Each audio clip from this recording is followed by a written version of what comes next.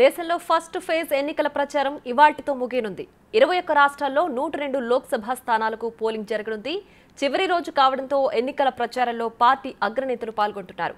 ఇప్పటికే ప్రధాన పార్టీలు ప్రచారాన్ని హోరెత్తించాయి. 19న జరిగే మొదటి విడత ఎన్నికల పోలింగ్కు ఈసీ అన్ని ఏర్పాట్లు చేసింది.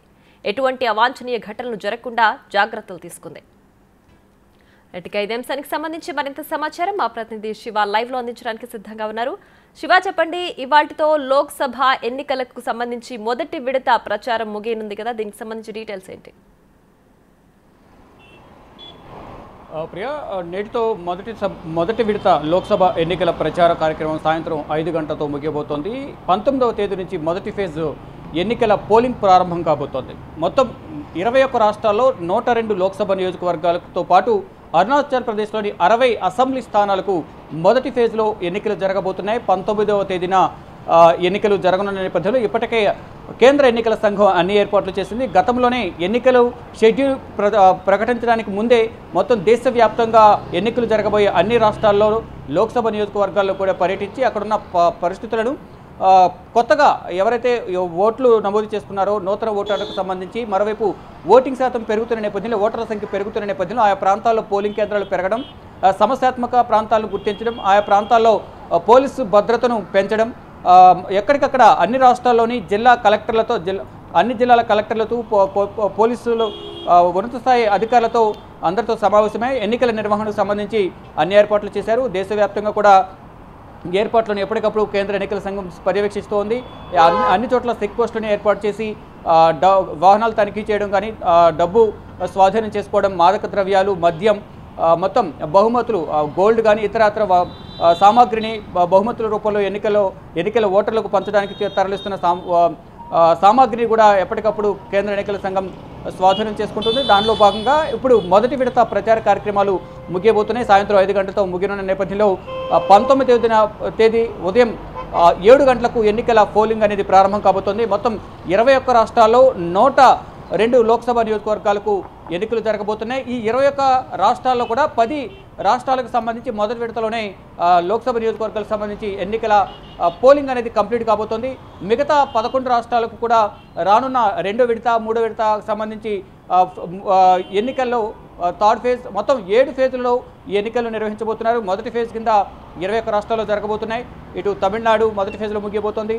ఇటు హర్యానా, ఉత్తరప్రదేశ్, మహారాష్ట్ర, సిక్కిం, నార్థన్ స్టేట్స్ అన్నీ కూడా మొదటి విడతలో జరగబోతున్నాయి. ఉత్తరాఖండ్ కానీ, సిక్కిం, మిజోరం రాష్ట్రాలు మొత్తం 21 రాష్ట్రాల్లో మొదటి విడతలను కంప్లీట్ కాబోతున్న నేపథ్యంలో ఇప్పటికే ఆ రాజకీయ పార్టీలన్నీ కూడా మేనిఫెస్టోలో ప్రకటించాయి.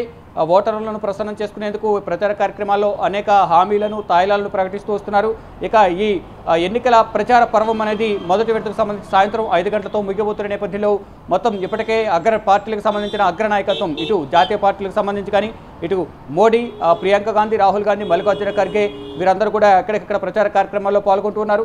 మొత్తంగా దేశవ్యాప్తంగా కూడా మొదటి విడతకు సంబంధించి ఈ నార్థన్ స్టేట్కి సంబంధించి కూడా మొదటి విడతలోనే ఎన్నికలు జరగబోతున్న నేపథ్యంలో ప్రచార కార్యక్రమాలకు సాయంత్రం 5 గంటలతో తెరపడబోతుంది. 19వ తేదీన ఉదయం 7 గంటల నుంచి సాయంత్రం 5 గంటల వరకు ఎన్నికల పోలింగ్ జరగబోతుంది. 5 గంటల వరకు ఎవరైతే లైన్లో ఉంటారో వారికి కంటిన్యూషన్ ఓటు వేసి వినియోగించుకునేందుకు అవకాశం కల్పించబోతున్నారు. ప్రియా, రైట్ శివ, అలాగే 19న జరగబోయే మొదటి విడత ఎన్నికలకు సంబంధించి ఎన్ని ఇప్పటి వరకు సమస్యాత్మక ప్రాంతాలు ఉన్నాయి, అక్కడ భద్రతా పరంగా ఎలాంటి చర్యలు తీసుకుంటున్నారు? మొత్తం దేశవ్యాప్తంగా కూడా సమీక్ష నిర్వహించిన సందర్భంలో అంటే ఎన్నికల షెడ్యూల్ ప్రకటించడానికి ముందే కేంద్ర ఎన్నికల సంఘం మొదట ఆంధ్రప్రదేశ్లో పర్యటించింది. తర్వాత ఇతర రాష్ట్రాల్లో పర్యటించి మొత్తం సమస్యాత్మక ప్రాంతాలను, అత్యంత సమస్యాత్మక ప్రాంతాలు, సున్నితమైన ప్రాంతాలు వీటన్నిటిని కూడా గుర్తించి అక్కడ భద్రతా పరంగా ఎటువంటి చర్యలు తీసుకోవాలి అనే దానిపై కూడా మొత్తం ఆ జిల్లాల కలెక్టర్లు, ఆ జిల్లా స్థాయి ఉన్నతాధికారులతో, పోలీసు ఉన్నత స్థాయి అధికారులతో, డీజీపీతో కూడా సమీక్షా సమావేశాలు నిర్వహించారు. దేశవ్యాప్తంగా సమీక్షా సమావేశాలు నిర్వహించిన తర్వాత మళ్ళా ఎన్నికల పరిశీలకులు, వ్యయ పరిశీలకులతో కూడా మార్చి 11వ తేదీన ఢిల్లీలో ఇటు సిఈసి కేంద్ర కార్యాలయంలో సమావేశం నిర్వహించారు. మళ్ళీ తర్వాత 12, 13 తేదీన జమ్మూ కాశ్మీర్లో ఎన్నికల సమీక్షలో భాగంగా జమ్మూ కాశ్మీర్లో పర్యటించారు. అక్కడ అత్యంత సమస్యాత్మక ప్రాంతం అనేది జమ్మూ కాశ్మీర్ కాబట్టి జమ్మూ కాశ్మీర్ మరొకటి మణిపూర్ ఈ రాష్ట్రాల్లో కూడా పర్యటించి అక్కడ సమీక్ష సమావేశాలు నిర్వహించి భద్రతా పరంగా ఎటువంటి చర్యలు తీసుకోవాలనే దానిపై కూడా మొత్తం అందరికీ కూడా సూచనలు చేసిన తర్వాత 14వ తేదీన మరొకసారి సమావేశం నిర్వహించి తర్వాత 2 రోజుల తర్వాత ఎన్నికల షెడ్యూల్ను కేంద్ర ఎన్నికల సంఘం విడుదల చేసింది.